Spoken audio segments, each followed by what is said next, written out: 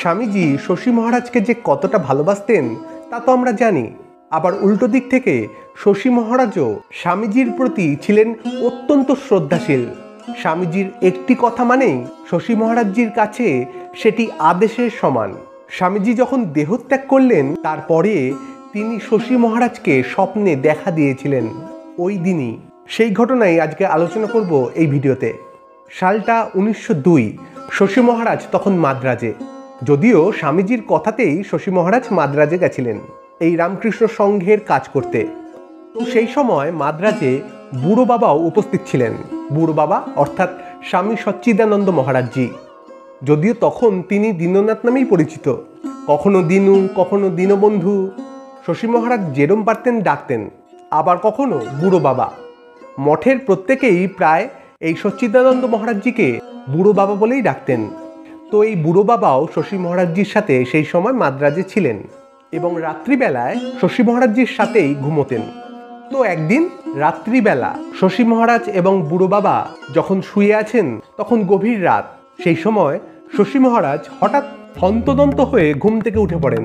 উঠে তিনি ওই বুড়ো বাবাকে ডাকতে লাগলেন, এই দিনু, দিনু ওঠ, এই দিনু।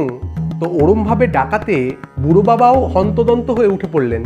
উঠে শশী মহারাজকে জিজ্ঞাসা করলেন, কি হয়েছে মহারাজ? তখন শশী মহারাজ বলছেন, ওরে দিনু দেখ, আমি দেখলাম স্বপ্নে স্বামীজি আমার সামনে এসে দাঁড়িয়েছেন এবং তিনি আমাকে বলছেন, দেখ শশী, আমার শরীরটাকে আমি থুতুর মতন ফেলে দিলাম। তো শশী মহারাজের এই স্বপ্নের কথা শুনে বুড়ো বাবা কিছু বুঝতে পারলেন না, শশী মহারাজও কিছু বুঝতে পারলেন না। কিন্তু সে রাতে আর ঘুম হলো না। বুড়ো বাবা ওই নিয়ে চিন্তা করতে লাগলেন। অর্থাৎ স্বপ্নটিকে শুধু একটি স্বপ্ন বলেই ছেড়ে দিতে পারলেন না। একটা যেন রহস্যময় স্বপ্ন মনে হতে লাগলো বুড়ো বাবার এবং শশী মহারাজেরও। তো যথারীতি রাতটা কেটে গেল। পরের দিন সকাল হলো। সকাল পেরিয়ে দুপুর, দুপুর পেরিয়ে বিকেল, তারপর সন্ধে। সারাদিন কিচ্ছু হলো না, ভালোই চলছিল। কিন্তু ওই সন্ধ্যের সময় বেলুড় মঠ থেকে কয়েকজন ভক্ত একটি তার নিয়ে এলেন, অর্থাৎ চিঠি নিয়ে এলেন এবং সেই চিঠিতে লেখা ছিল স্বামীজি দেহত্যাগ করেছেন। যেন এক ঐতিহাসিক অধ্যায়ের সমাপ্তি ঘটল। চমকে উঠলেন শশী মহারাজ এবং চমকে উঠলেন বুড়ো বাবাও। শশী মহারাজের দু চোখ বেয়ে জল পড়তে লাগলো আর বুড়ো বাবা হাউ হাউ করে কাঁদছে। কিন্তু অঝোরে কাঁদতে কাঁদতে বুড়ো বাবা বলছেন, আপনারা তো ঠাকুরকে অনেকটাই ভোগ করেছেন, কিন্তু আমরা তো এনাকে নিয়েই ছিলাম, কিন্তু ঠাকুরের যা ইচ্ছা সেটাই হোক। অর্থাৎ তিনি বলছেন যে এই শশী মহারাজ বা অন্যান্যরা এনারা ঠাকুরকে পেয়েছেন, সশরীরে ঠাকুরের স্নেহ পেয়েছেন, তার আশীর্বাদ পেয়েছেন।